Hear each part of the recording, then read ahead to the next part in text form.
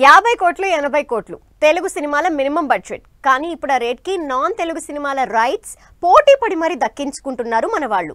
అలా రజనీకాంత్ సినిమాకి 50 కోట్లు, వార్ 2 సినిమాకి 80 కోట్లు రైట్స్ తీసుకున్నారు నిర్మాతలు. వార్ 2 ఓకే, మరి రజనీకాంత్ సినిమా 50 కోట్లకి వర్కౌట్ అవుతుందా?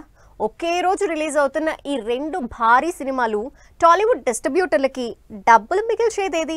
రజనీకాంత్ వార్ 2 సినిమాల మీద అందరిలో ఇంట్రెస్ట్ ఉంది. 100 కోట్ల బడ్జెట్ తో తెరకెక్కిన ఈ సినిమాల పవర్ ప్యాక్డ్ యాక్షన్ ని ఎప్పుడెప్పుడు చూద్దామా అని ఆడియన్స్ కూడా వెయిట్ చేస్తున్నారు. అందుకే తెలుగు రైట్స్ రికార్డు రేట్ కి కొనుక్కున్నారు మన వాళ్ళు.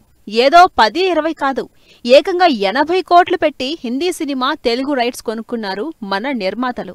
వార్ 2 తెలుగు రైట్స్ 80 కోట్ల రికార్డు రేటుకి దక్కించుకున్నారు సితారా ప్రొడక్షన్స్. ఎన్టీఆర్, హృతిక్ రోషన్ కాంబినేషన్ లో అయాన్ ముఖర్జీ డైరెక్షన్ లో తెరకెక్కుతున్న ఈ massive action entertainer war 2 pre release business తో దుమ్ము రేపుతోంది. ఈ సినిమా నుంచి రీసెంట్ గా రిలీజ్ అయిన టీజర్ తో సినిమా మీద అంచనాలు విపరీతంగా పెంచేసిన వార్ 2 ఇప్పుడు రైట్స్ రేట్ విషయంలో కూడా అంతే హైప్ తెచ్చేసింది.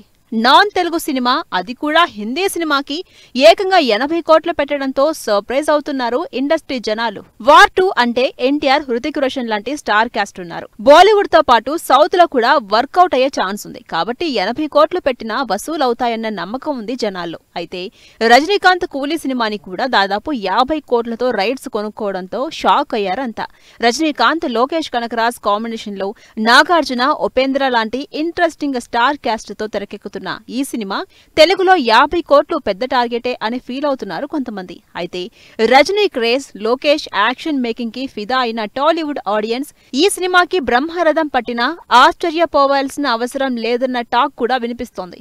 రిజల్ట్ సంగతి ఎలా ఉన్నా first time non Telugu cinema rights ని ఈ రేంజ్ రేట్ కి కొనడం మాత్రం హాట్ టాపిక్ అయింది ఇండస్ట్రీలో. అదీ కాక ఈ రెండు సినిమాలు ఒకే రోజు రిలీజ్ అవుతుండటంతో ఇంకా ఇంట్రెస్ట్ క్రియేట్ అవుతోంది.